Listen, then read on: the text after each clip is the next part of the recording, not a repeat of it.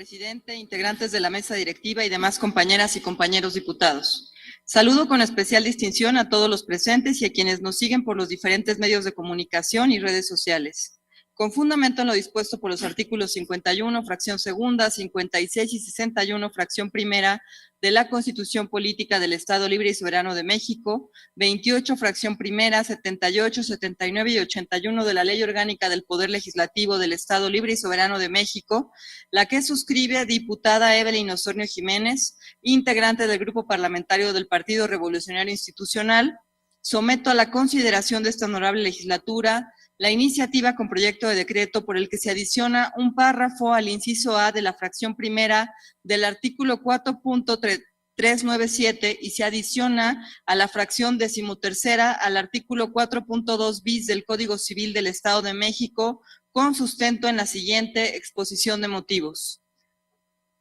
Los seres humanos nacemos libres e iguales en dignidad y derechos. Este principio ha sido aceptado por los estados en la Declaración Universal de Derechos Humanos. No obstante, la violencia se ha manifestado a lo largo de la historia y en diversos ámbitos de la vida es tan frecuente y está tan arraigada que la hemos normalizado. Desnaturalizar cualquier tipo de violencia es un trabajo inacabado en la agenda de los derechos humanos. La complejidad de diversos temas y problemáticas sociales hacen frecuente la división de criterios y opiniones en su estudio. Las consecuencias físicas, emocionales, sociales y económicas de la violencia la convierten en un problema social que demanda prevención y atención por parte de todos los sectores.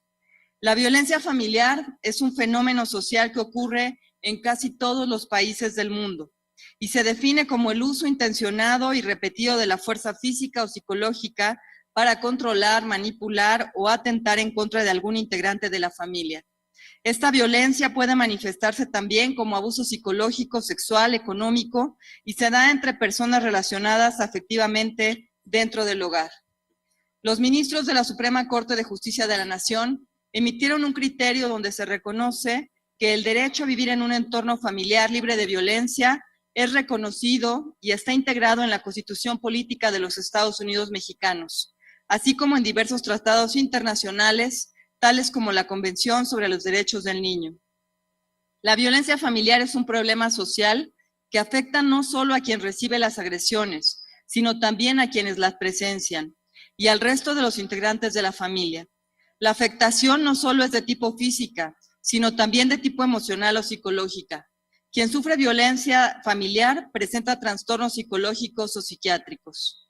Como se hizo mención, todas las personas tenemos derecho a ser tratados con dignidad. Es un derecho humano establecido y reconocido en la Declaración Universal de los Derechos Humanos en su artículo primero, que dispone que todos los seres humanos nacen libres e iguales en dignidad y derechos y dotados como están de razón y conciencia, deben comportarse fraternalmente los unos con los otros. La Constitución Política de los Estados Unidos Mexicanos en su artículo primero garantiza que todas las personas gozarán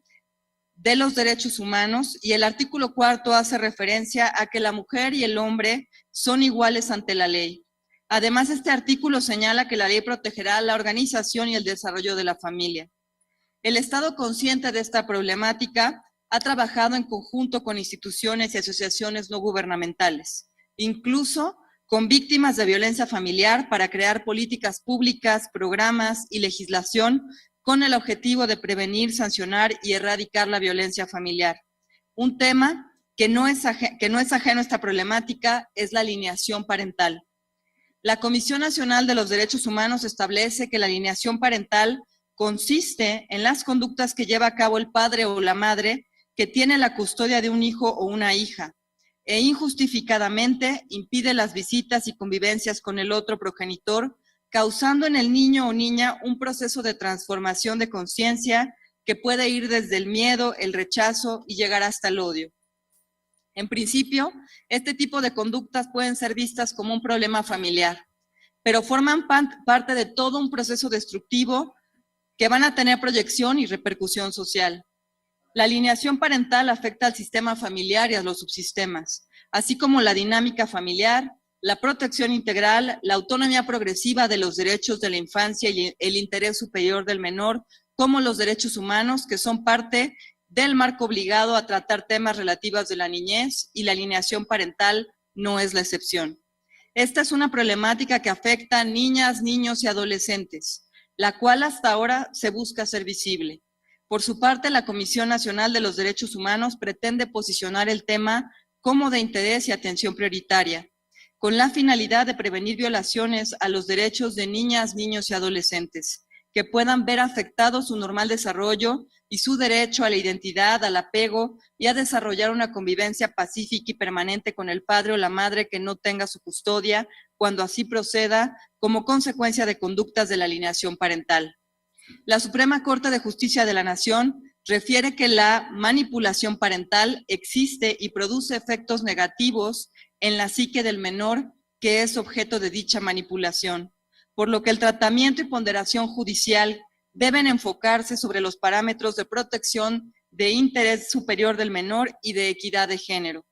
En razón de lo manifestado con antelación, se propone incorporar al inciso A de la fracción primera del artículo 4.397 del Código Civil del Estado de México la alienación parental como un tipo de violencia psicológica. Así también, adicionar una fracción al artículo 4.200 bis del Código en cita, con el fin de establecer como obligación de quienes ejercen la patria potestad, tutela, guardia y custodia, la procuración y el respeto, así como el acercamiento constante de los menores con sus ascendientes. En consecuencia, cada uno de los ascendientes debe evitar cualquier acto de manipulación y alienación parental encaminada a producir en la niña o en el niño, en su caso adolescente, rencor o rechazo hacia el otro progenitor. El interés superior de la niñez es un principio de rango constitucional previsto en el referido artículo 4 de la Constitución Federal, que demanda que en toda situación donde se vean involucrados las niñas, niños o adolescentes, se trate de proteger y privilegiar sus derechos. El desarrollo de las niñas, niños y adolescentes y en el ejercicio pleno de sus derechos deben ser criterios rectores en la elaboración de normas y su aplicación.